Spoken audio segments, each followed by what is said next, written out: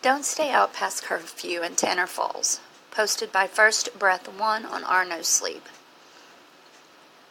I never meant it to end up in Tanner Falls. Truthfully, I don't think anyone ever intends on ending up here. It's just not that kind of place. The story of how that happened is filled with wrong turns, unforeseen consequences, and the dreadful judgment of an angsty 23-year-old looking to get away from it all. I'm sorry for that. I can't change the past. No matter how good that sounds at this very moment, the past will always stay the same. That's what Dad used to say anyway. My parents passed away in a car accident on June the 1st, 2009. We had plans to go to the local beaches that morning. It was a hot, humid summer day in New Jersey. The forecast promised to top 100 degrees. Dad argued with Mom about picking up bagels before our trip. It was their Sunday morning tradition.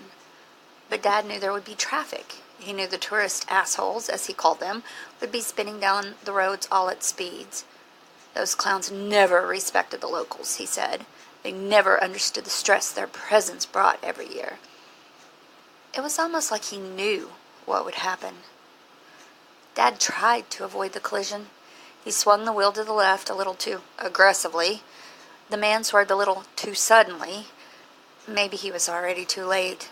Maybe he panicked and the sudden change in direction caused our car to lose control. I will never know. I wasn't there. All I know is that my parents collided with the highway divider at a speed of over 60 miles an hour. They both died on scene. The experience left me feeling empty. One wrong turn of the wheel left me alone in the world. It's funny how death works that way. I never had any siblings or cousins or other family to keep in touch. Don't get me wrong, people filled the funeral home. Co-workers, distant relatives, friends, and friends of friends all stepped up to offer their most heartfelt condolences. Many of them offered to help with anything I need, but I don't think that they meant it. In the weeks that followed, the memory of my parents drifted away into the side-by-side graves just down the road from my house. The world moved on without them, but I didn't. I spun my wheels in New Jersey for the next month. It hurt to live in the same house. Every morning I expected Mom to call me downstairs for breakfast. Every afternoon I expected Dad to pad through the door. But they never did. Our home stayed cold and empty. Something about the deletion of their lives shook me.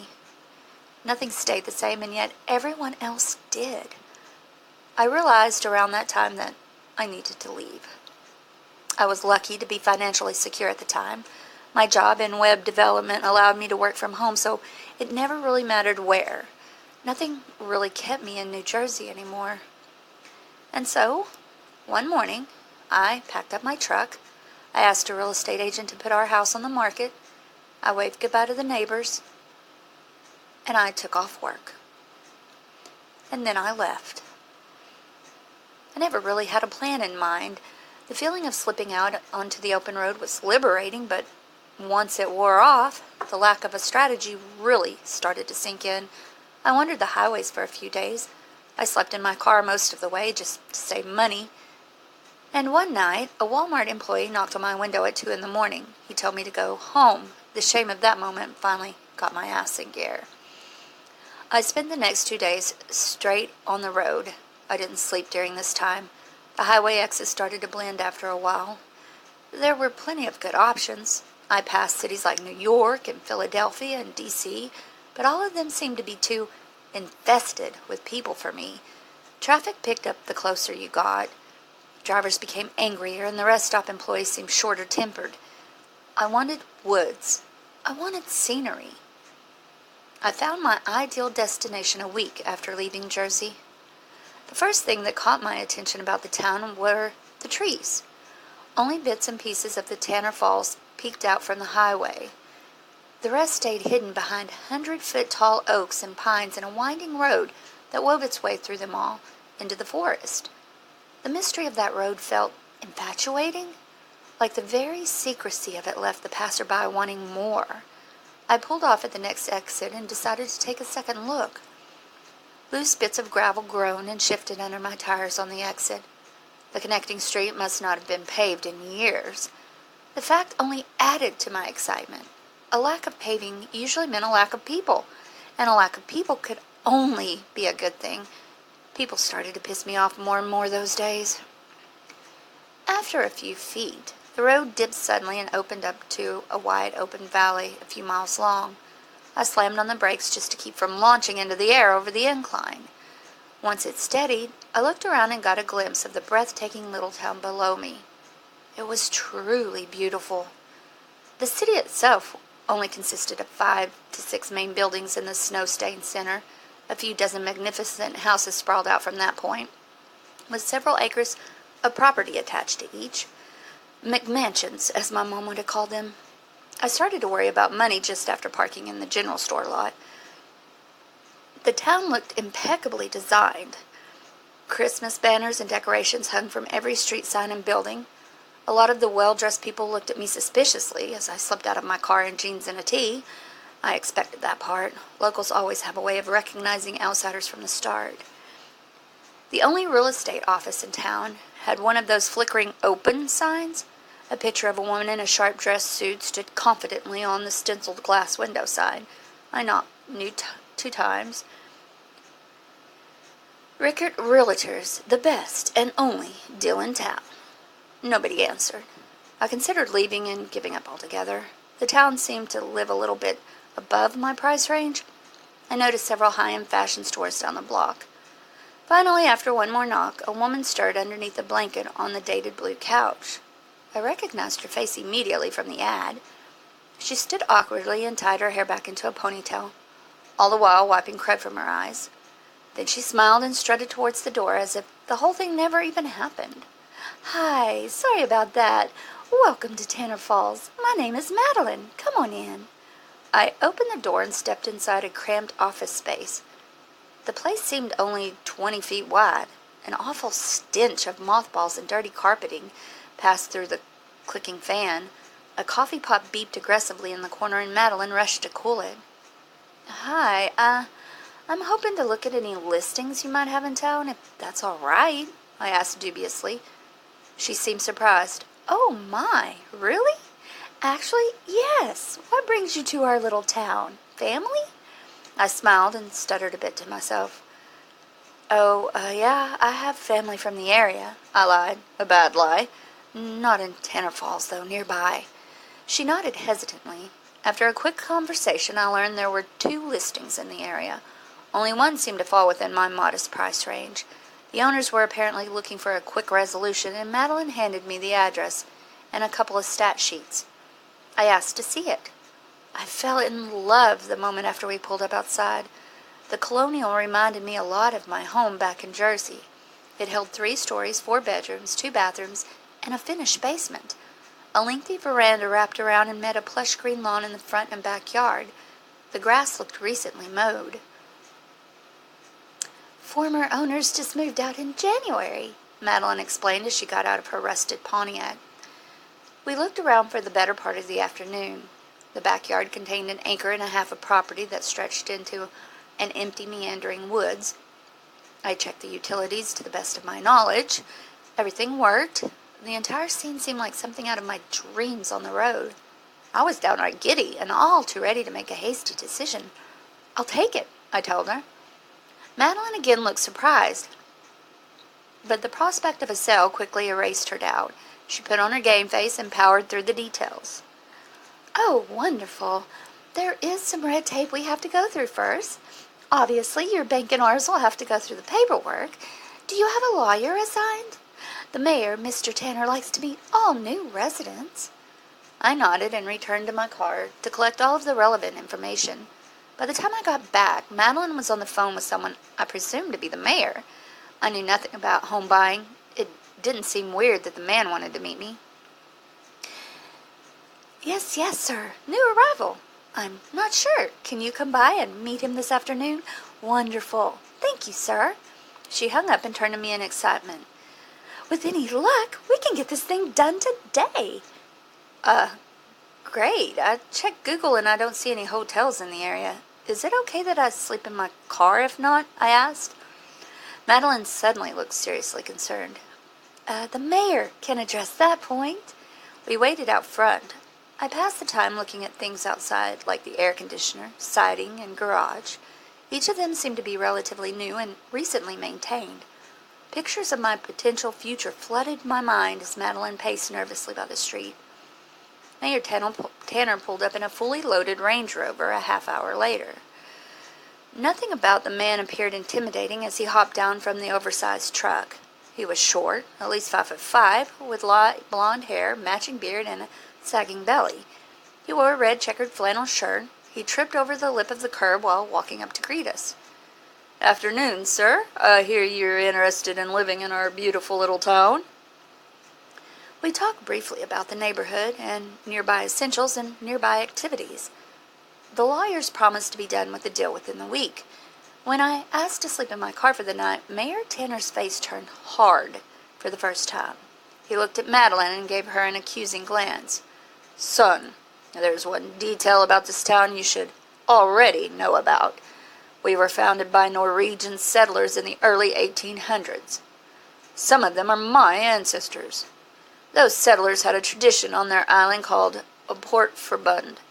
Now, I don't expect you to know what that means or why we do it, but being an outsider, but we follow that law strictly here. The law states that the entire town is under curfew every night, starting at 11 p.m. I hesitated. He sensed that and chuckled awkwardly. "I know it sounds weird, but it has roots in safety. You don't want to be on these roads at night, bad weather and such. It's for the best." I shrugged and muttered in unconcern, "Oh, okay." Didn't affect me at the time. I didn't even know anybody. I had no reason to stay out late. The prospect of a brand new house pushed the concerning detail of a curfew away a little too easily. "I just need a place to sleep tonight," I replied. Mayor Tanner adjusted his glasses and looked back at the house. "You can stay here. There is a couch already inside. I'll tell your neighbors, and Madeline will just get a confirmation from the bank that the transfer is in progress. But don't go telling your insurance companies that. They won't like it. Paperwork and all." We shook hands and agreed to meet back in the morning. After they left, I went into the house and took in my new-found dream life. The couch ended up being the only furniture. I grabbed my laptop, mooched the town Wi-Fi, and spent most of the night ordering stuff on Amazon. The checkout process didn't work. My address did not come up in the system. I made a note to talk to Madeline about it in the morning and fell asleep somewhere after 9. I woke up to the loudest siren I have ever heard in my life. Do you know how some sounds can be so resounding they shake the ground itself? This was one of them. The shock of the moment caused me to slip off the dusty couch outright. I gathered myself and stumbled to my front door. I opened it to find an empty street outside. The siren still played. I looked at my watch and covered my ears. 11 o'clock. Suddenly, a car appeared at the intersection down the road. It picked up speed as the siren blared obnoxiously in the background. Dramatically, the driver swerved onto my block and bounced his way into the driveway next to mine. A man in work clothes stumbled out of the front seat and looked over his shoulder. Then he ran to the front door of his house and shut it behind him. I was left alone with the empty night and the last few remaining blares of the alarm. It stopped at 11:02. I went inside and tried to go back to sleep. Regret started to file in. The curfew started to feel a little creepy. I could not figure out why my neighbor would be in such a rush to get home. It finally started to seem suspicious that the neighbor wanted to meet me at all. Eventually I fell asleep again and dreamed about all three of them. They were congregated at Madeline's real estate office in town. Mayor Tanner took a swig of stale coffee and nearly spit it out. My neighbor grinned sheepishly. They were laughing at someone. It had to be me. I woke up again at 4 a.m. to whistling. I cursed aloud and wondered what the fuck could be happening now. The sound seemed out of place. My hollow home remained quiet and empty in the drizzling night. I checked my laptop and my phone and the basement to make sure all the lights were turned off. They were. The storm continued to swing pine trees and cause chaos, but underneath it all, I still heard whistling. It was bizarre. I turned my attention outside and looked out the bay window. Someone was standing in the street. The weather made it difficult to see things clearly. From my perspective, the man had to be at least 7 feet tall. He walked and whistled gently in the rain as if it were a sunny day. I could not see the features on his face or the color of his clothes, but the whistling repeated the same sad, oddly pitched tune. Up, up, down, down, down, up. I thought about opening the door. I thought about picking up my dusty rotary phone and calling the police, or my realtor, or the mayor, anyone who would answer. The presence of the man freaked me out, especially after hearing about curfew. Before I could do anything, a scream reverberated somewhere down the street. The tall man seemed excited by the sound. He stopped whistling at once. He cocked his head to the left and listened for a moment. Then, in a flash of motion, he dropped to all fours and started to sprint. His hands pawed the gravel in front of him animalistically as he dashed outside my line of vision. A second scream shattered the night.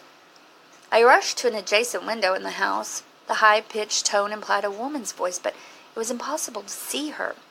Rain clouds covered the dark night, and a massive pine on the neighbor's front lawn obscured my view. Halfway through the woman's scream came a horrific roar. Her tone dissipated and drowned out as a quiet gurgling sound passed through my cracked windows. The night grew quiet again. I sat frozen inside.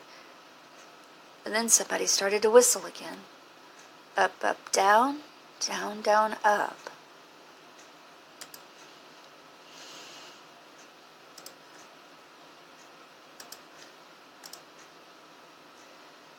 Part 2. I spent my first night in Tanner Falls hiding in the bathroom with the door locked. It was not a good look when the mayor docked at 7 the next morning. He found me sweaty, sleep-deprived, and ranting about a murderer in the streets out past curfew. Slow down, slow down. Mayor Tanner repeated that same phrase dozens of times. Eventually, it got so annoying that I shouted in his face to shut the fuck up and listen to me.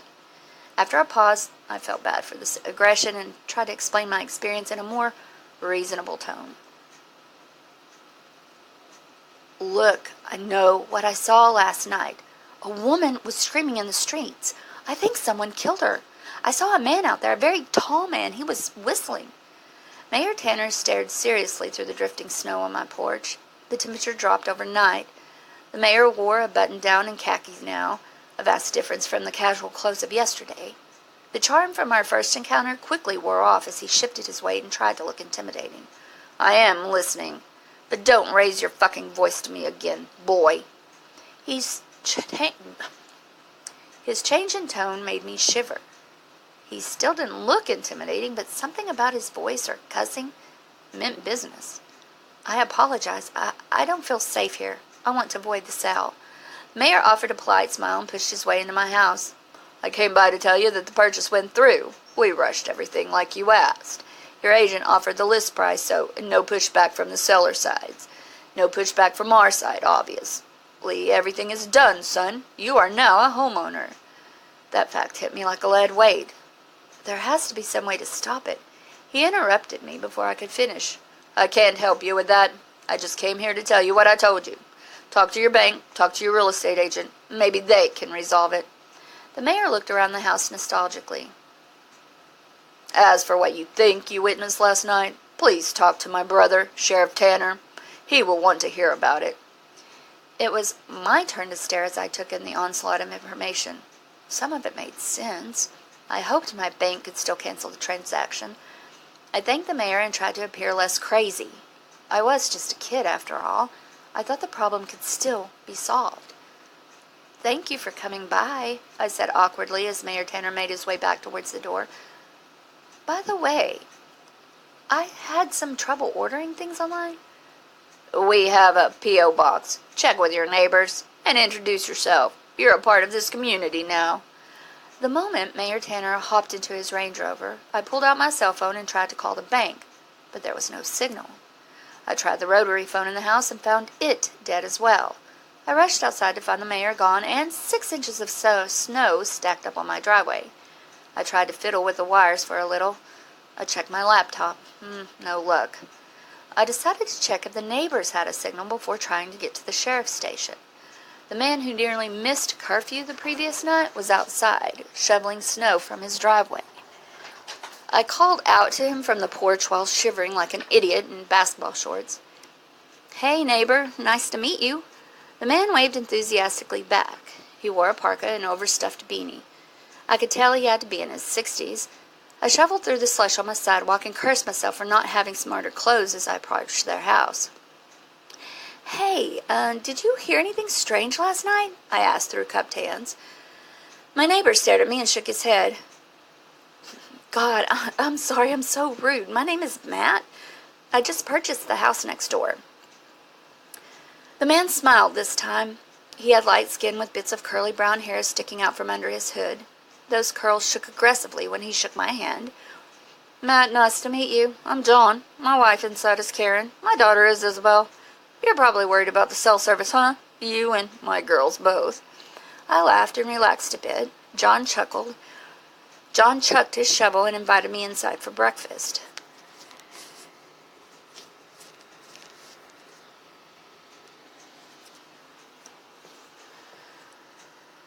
I laughed and relaxed a bit.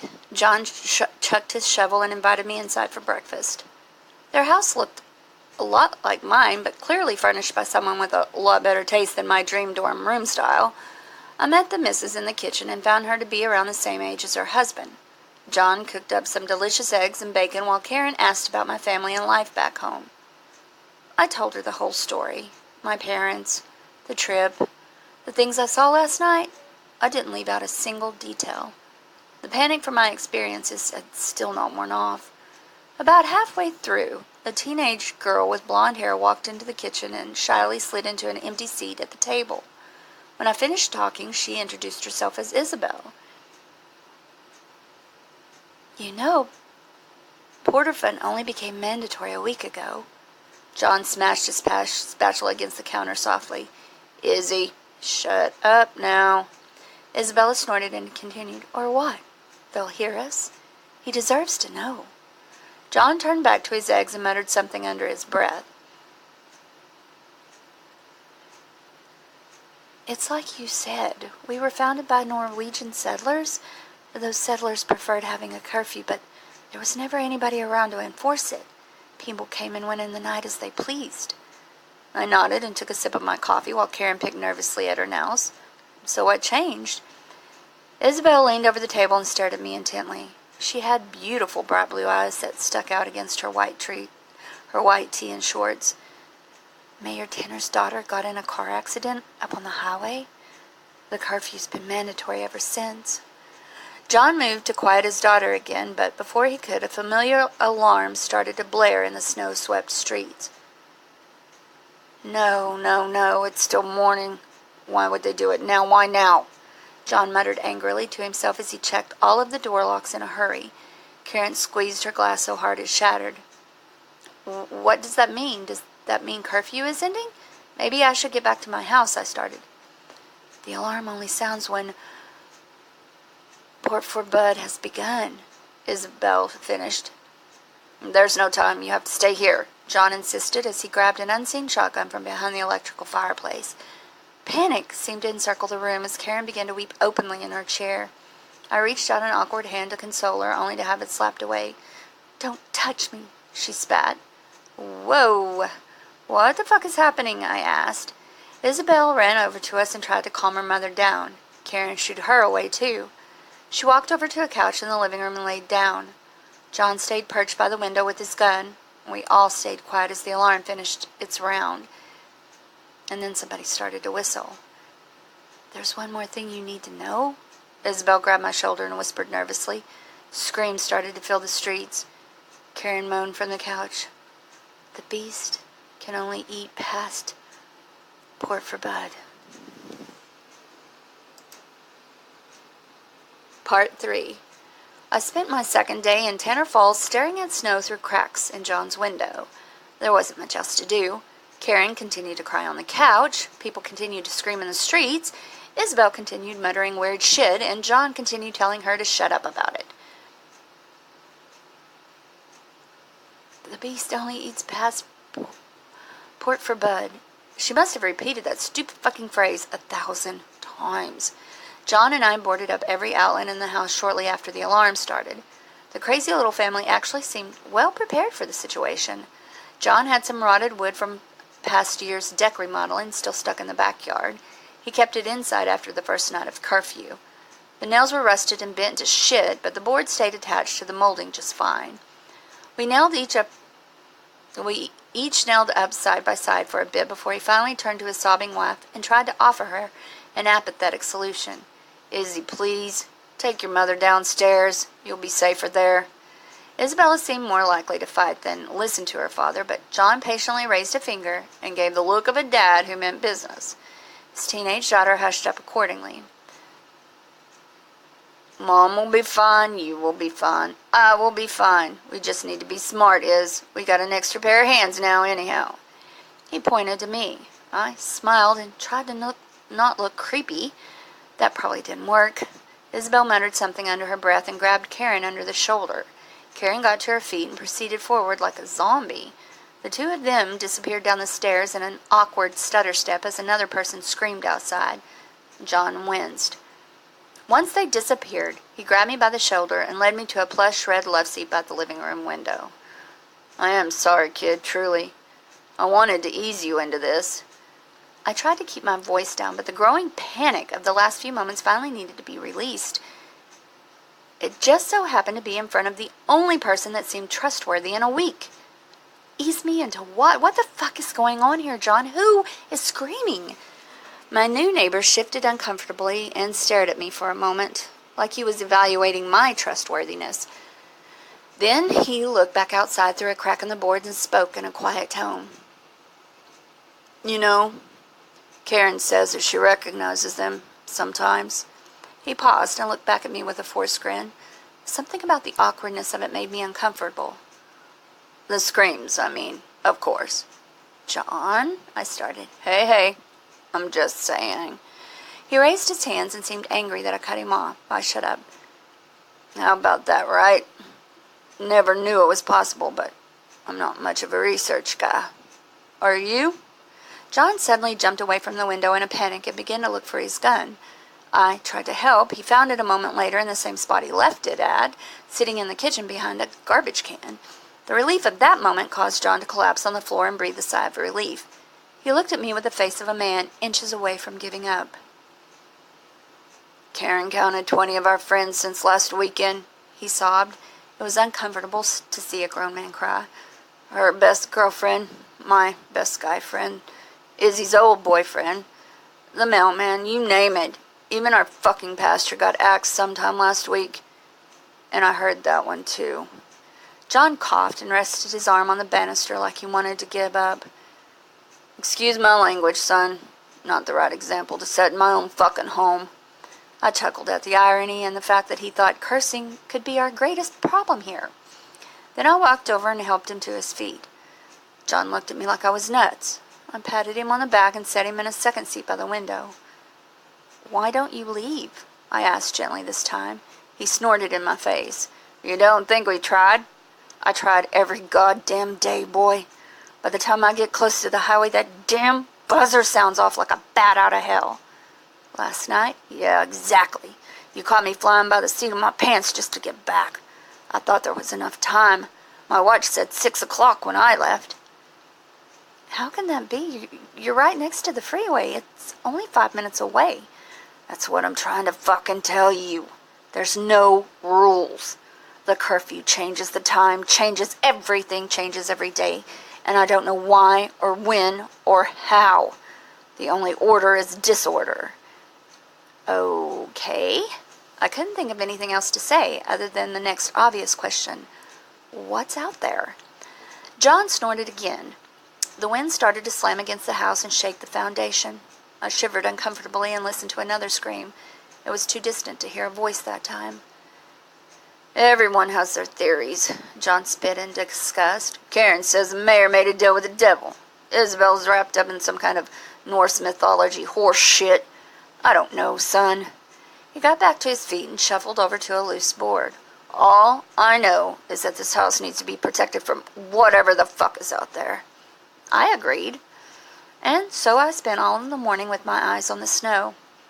John drifted in and out of sleep in his overstuffed chair. The girl snored from downstairs. I never heard the siren again. but the sirens started to dissipate sometime around 4 in the afternoon, or the screams started to dissipate sometime around 4 in the afternoon. I took the opportunity to take a look around. Memories of Tanner Falls flooded the family's walls. Each clothes seemed dedicated to dozens of pictures, from fishing trips to swimming at the lake to bake sales. I recognized my real estate agent, Madeline, posted next to Karen in one of them. Another gave special focus to a deli on Main Street named Giuliano's. Mayor Tanner posed in front of that one, with a jovial smile twisting his jowls and an awkward arm around John. A third photo showed the house in tinted sepia tone. Sometime after 6 p.m., my own lack of sleep started to kick in. I stared through my crack in the windows at the unending drifts of white snow for hours, but nobody seemed to show. I fell asleep listening to the gusts of wind and wondered whether it must just be other families trying to escape their homes. It was stupid of me to let my guard down.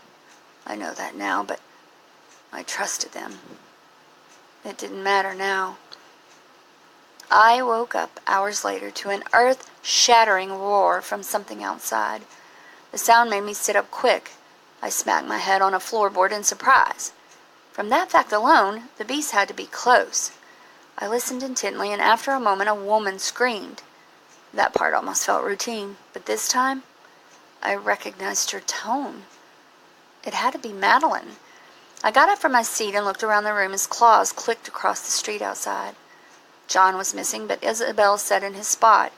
She sat posed with arms over her ears. She saw me and mumbled something that was hard to hear. I stopped and tried to listen to her for a moment, but there was no need. Eventually, Isabel got louder, to the point where she stood on the couch and screamed the words to the empty air like a bratty child. Then she laughed. She tried to make a song of her little phrase. She even danced to it. All the while, an all-too-familiar gurgling and an all-too-familiar whistle filled Tanner Falls with fear. Fenrir is here, Fenrir is here, Fenrir is here.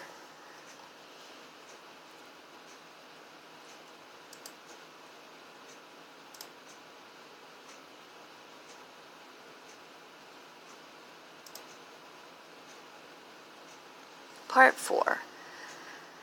I spent my final night in Tanner Falls trying to pull sense out of my delirious neighbor. It didn't go well. Eventually she stopped screaming. Eventually I convinced her to get down from the couch, but the cacophony of whistling and clicking claws in our front yard probably had a lot more to do with it than me.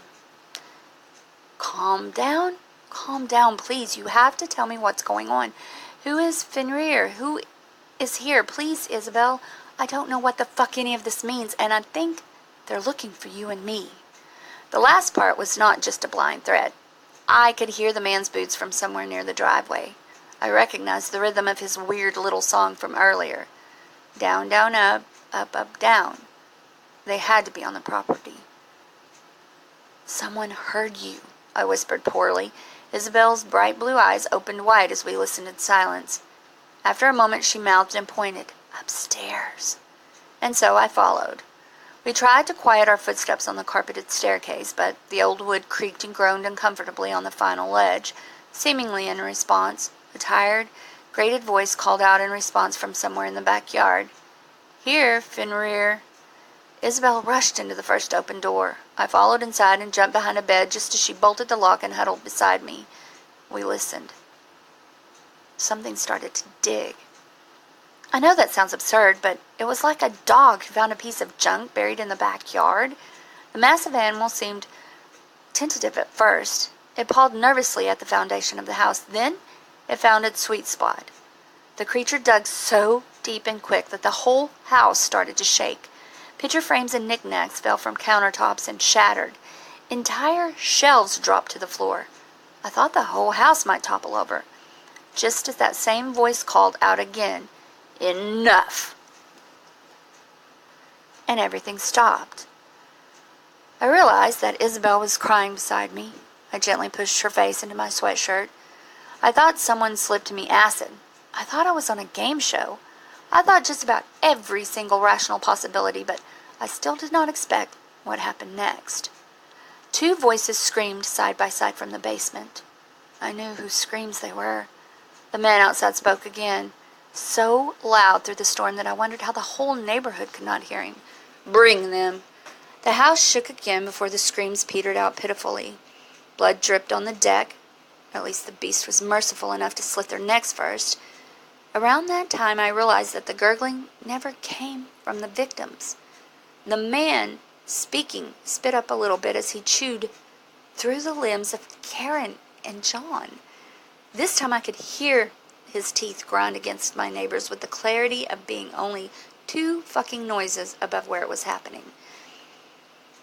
Only 2 fucking stories above where it was happening. Isabel continued to whimper inside my sweatshirt. "Fenrir is here," I said. "I told them. Nobody believes me. Fenrir is here." I never saw anything, but the sound painted an all too detailed image. Eventually the creature seemed satisfied. Massive boots retreated down the snow-strewn driveway. Blood-covered claws clicked their way across the lawn. We stayed in Isabel's bedroom with the door locked nonetheless. It only felt safe to leave at dawn. When morning came, we went downstairs and cautiously examined the wreckage of the family home. A gaping hole sat outside the basement. Films of blood covered the panels of wood we put up only a morning before. It looked like John and Karen tried to escape, but it was too late. Too late for anybody to do anything. Isabel broke my concentration by clearing her throat gently. I turned to look at her. She held a book that she must have just picked up off the floor and read from it like we were in English class. One evening, a settler's daughter went out to swim in the wide, dark sea. "Isabel, come on. What the hell is this? What are we going to do?" I started in a sob, but she cut me off. "You want to know what I know, right?" she asked with full of sass. I nodded. "Then let me read this." She cleared her throat again. I guess that the shock of her parents' death wore off pretty quick. I think she was just numb. Her father said to be careful. He told her, be home by Forbud, but the girl was rebellious.